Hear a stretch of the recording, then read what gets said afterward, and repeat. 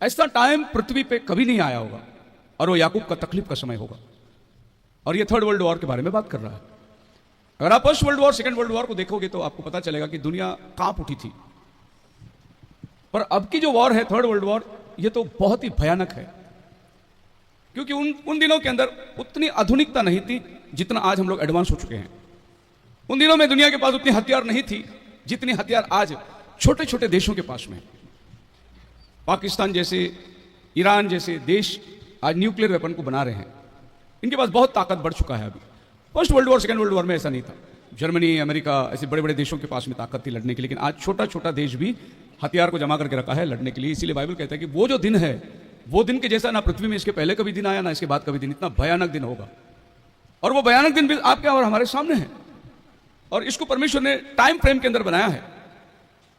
और ये time frame को अगर आप देखोगे तो 30 अध्याय का 3 वचन से शुरुआत होती है टाइम फ्रेम। क्या लिखा है 30 के 3?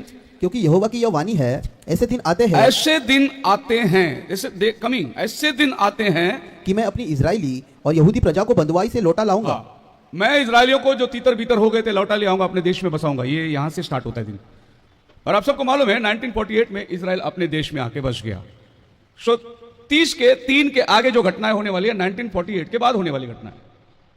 तो आपकी बात समझ में आना चाहिए। मैं इजराइल को लाकर अपने देश में बसाऊंगा, उसके बाद यह घटना शुरू होगी, वो भयानक दिन सामने आने वाला है। तो इजराइल देश में कब आई? इस 20वीं सदी में 1948 के अंदर इजराइल राष्ट्र बना, उनका झंडा मिल गया। अब प्रभु कहता है I will give their fathers there shall possess it. मैं उनके बाप दादों की जमीन को जो उनसे वायदा किया था उनके बच्चों को दे दूंगा। तो आप सब जानना चाहिए कि आज इजराइल अपने देश में बसा हुआ है।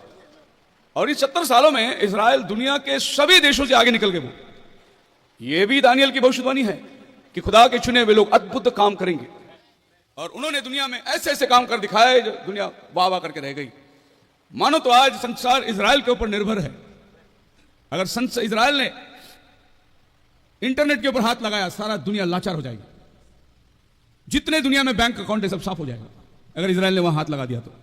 आपके गूगल, फेसबुक, क्या जो आप वापरते, ये सब इजराइल ने बनाया, इजराइल के हाथ में। किसी भी टाइम में वो इसको गायब कर देगी।